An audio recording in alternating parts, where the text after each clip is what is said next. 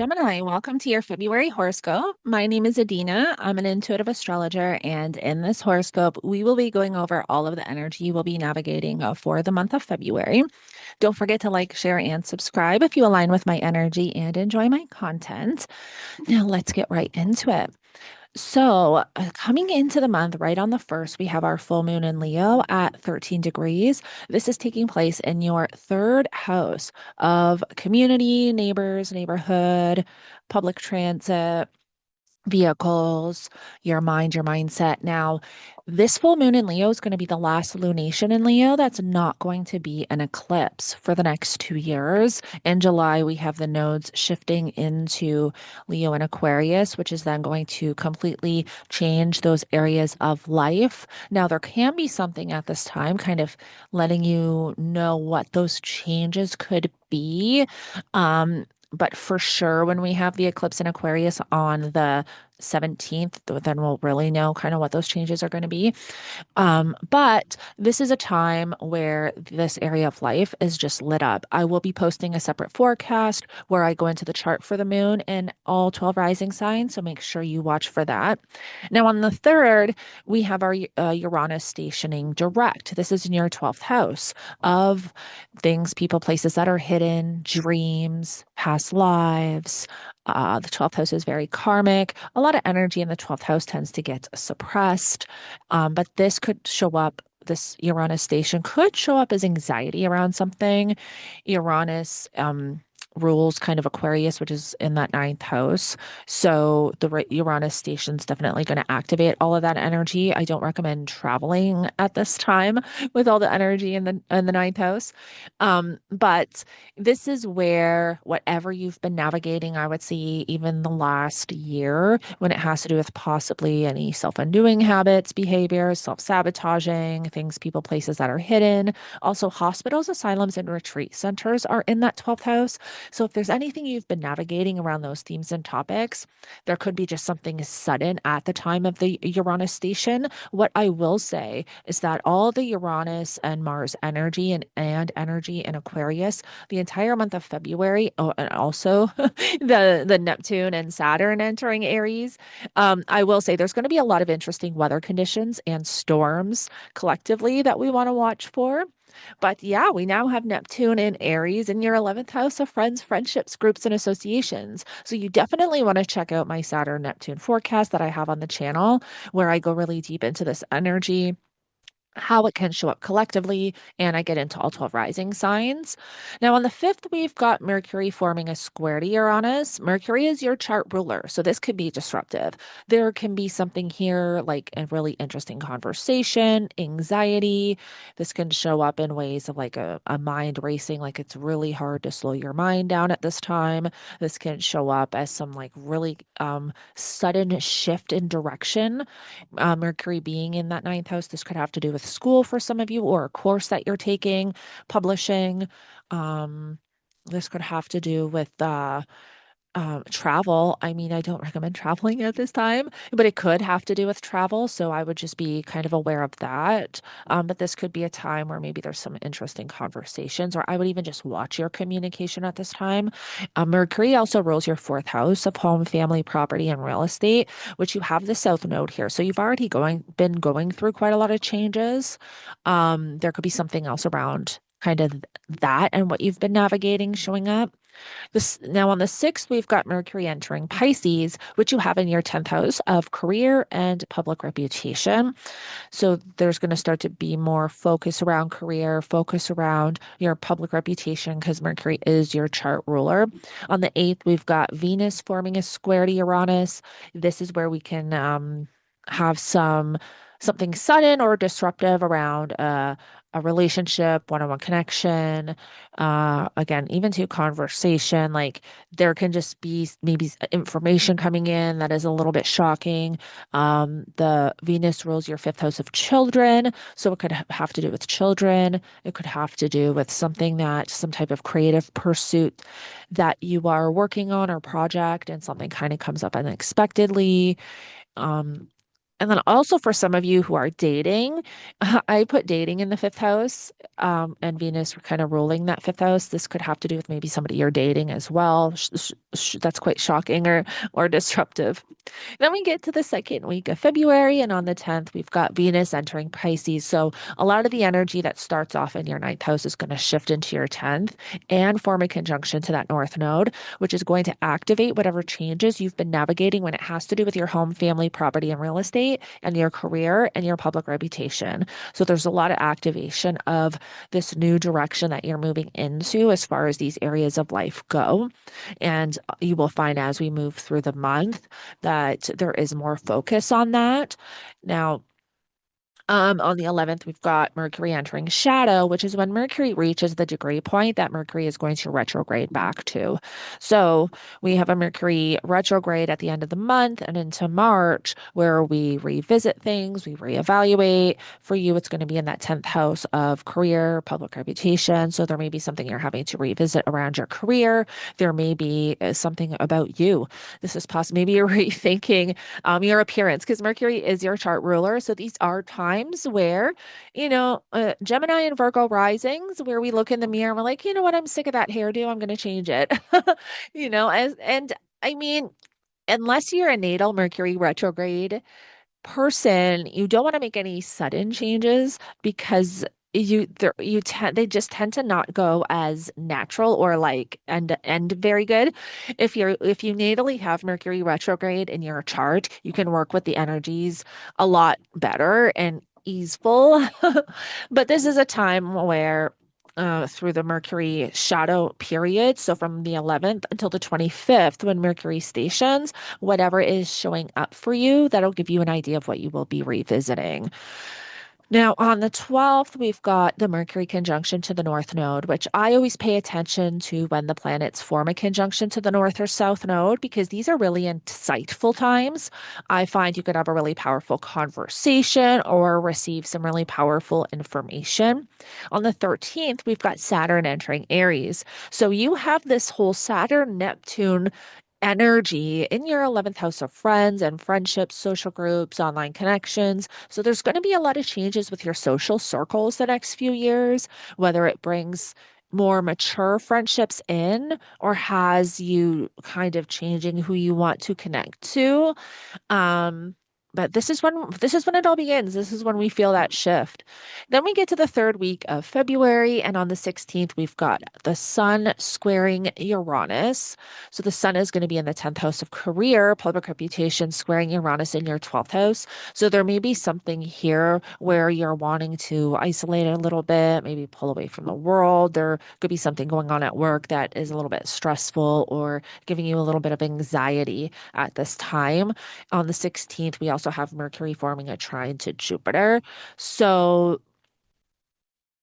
which is interesting because Jupiter is in your second house of money, finances, and material possessions. Mercury is going to be in your 10th house of career.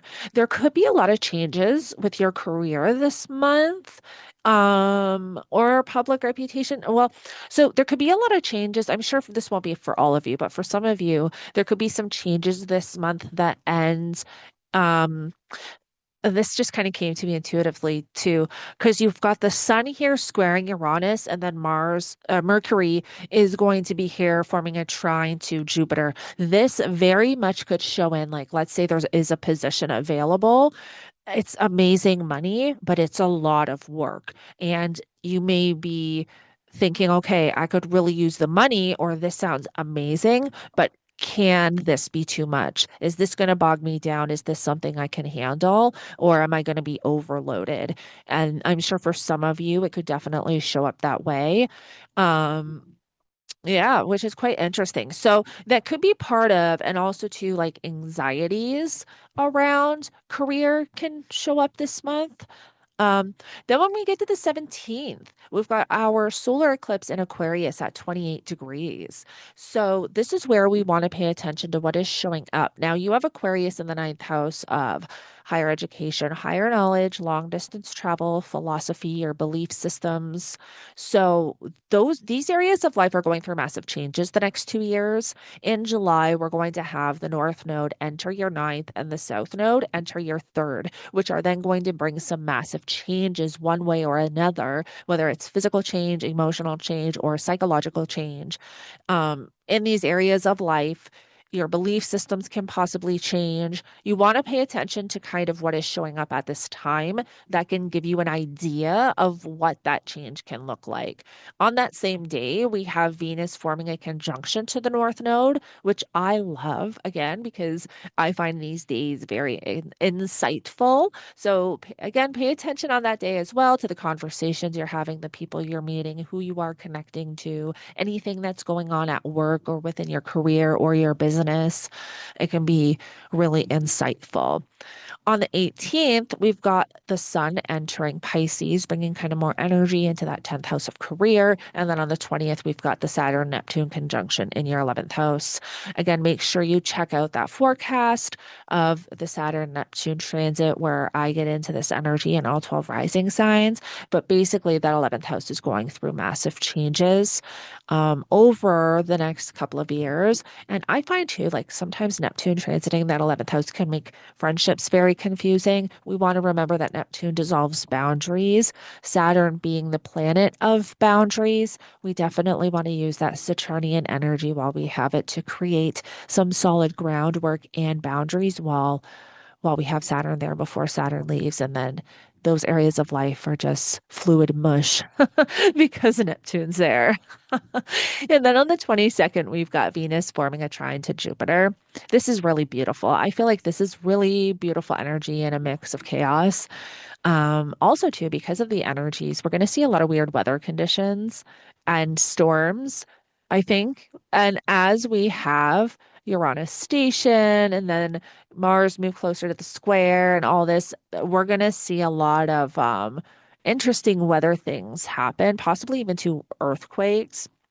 Now, with the Venus trying to Jupiter, Venus being in your 10th house of career, Jupiter being in your second house of money and finances, again, this could be a really beautiful opportunity to make more money within your career, a new position. There could be something really beautiful coming in around those themes and topics. Venus also rules your fifth house of children and creativity and passion and romance. So there could be something really beautiful coming in around those themes and topics as well. We get to the fourth week of February, and on the 25th, we've got our Mercury stationing retrograde. So again, this is where we are rethinking, reevaluating kind of what has shown up the last couple of weeks. This could be around your career, life direction, because Mercury is your chart ruler. So there could just be quite a lot that you're reevaluating at this time and focusing on. This could have to do with home, family, property, real estate. On the 27th, we've got the sun forming a conjunction to the North Node. Now, the lunar nodes primarily work with the sun and the moon. So, yes, I do love it when the other planets conjunct the North and South Node because they can be insightful. But when the sun and the moon connect to the North and South Node, now the moon connects to the North and South Node every month. So, if you pay attention to that alone, there's usually something on those days that are quite interesting, you'll find, whether you have an interesting conversation or you have some emotional download or intuitive download or something just clicks.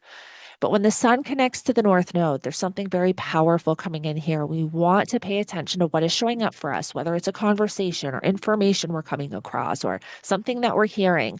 We want to pay attention to what is showing up on these days or on this day, because this could be quite insightful. Even if we don't quite understand at that time, we usually figure it out down the road. Now on that same day, we've got the Mars square to Uranus. And so I do think we'll see some really interesting weather things at this time. For you, Mars ruling that 11th house with now Neptune and Saturn in there. We also want to remember that those Mars transits are going to hit and feel a bit differently, having Saturn and Neptune in Aries. Mars is the ruler of Aries.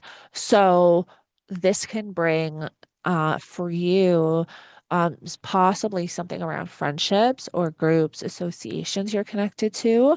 Mars also rules your sixth house of work, health, and daily routine. So there may be also something around work you're having to deal with, which I would say is more likely just because there's so much of that energy in the 10th house. And, your career is in the 10th, but the labor you put into your career is in the sixth. And so with this kind of energy in the 10th, and then Mars being the ruler of your sixth, forming a square to Uranus, I would say there could possibly be something unexpected around the career or public reputation you're having to address, or there can even be health. Like maybe you are starting a new position, but you're go, go, go, go, go. And this is where you have to slow down a little bit, or you're going to get sick. This is when that could happen. This is where, because of that Uranus 2 in the 12th house, which is usually that 12th house of isolation, or the 12th house is where we have to rest, retreat, like just take some time away and step back.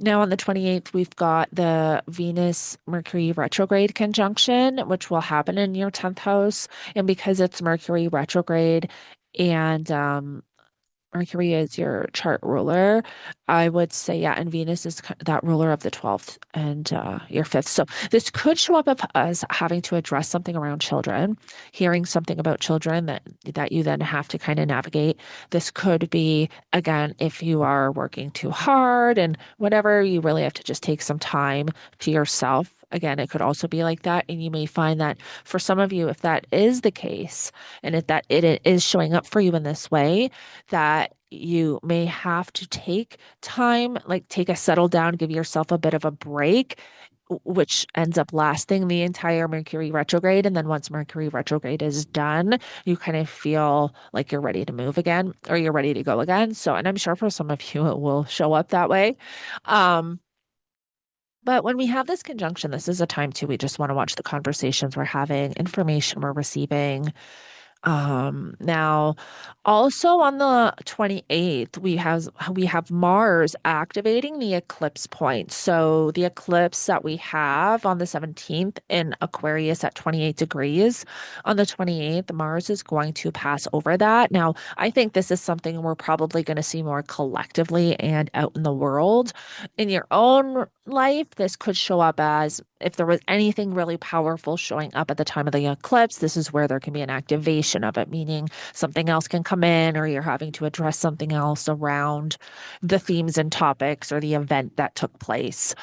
I think this is going to have to do with weather, storms, and the government and the riots, like where we see kind of people standing up for their sovereignty and their freedoms. There's going to be more around that. And I think when Mars activates that eclipse point, something really powerful is going to happen. Like there's all that stuff going on in Minnesota. I think on that day we'll see an event kind of with that. And then yeah, the storms. I think there can be like power outages, especially with the Venus or with the Mars square to Uranus, now that I think of it. Uranus being in Taurus, Uranus being in Taurus, Mars being in and Mars being in Aquarius, Aquarius ruling that, or God, I can't even speak. Uranus ruling the Mars energy in Aquarius can definitely bring power outages at the time of the square too. All right, Gemini. Well, I hope this helps you navigate the energy for the month ahead. We are in for a wild ride this year, and it all starts this month. So make sure you watch for the full moon video for the Leo full moon that I will be posting. And I will also be posting much, much more on the channel. So make sure you subscribe, and I will connect with you in the next one.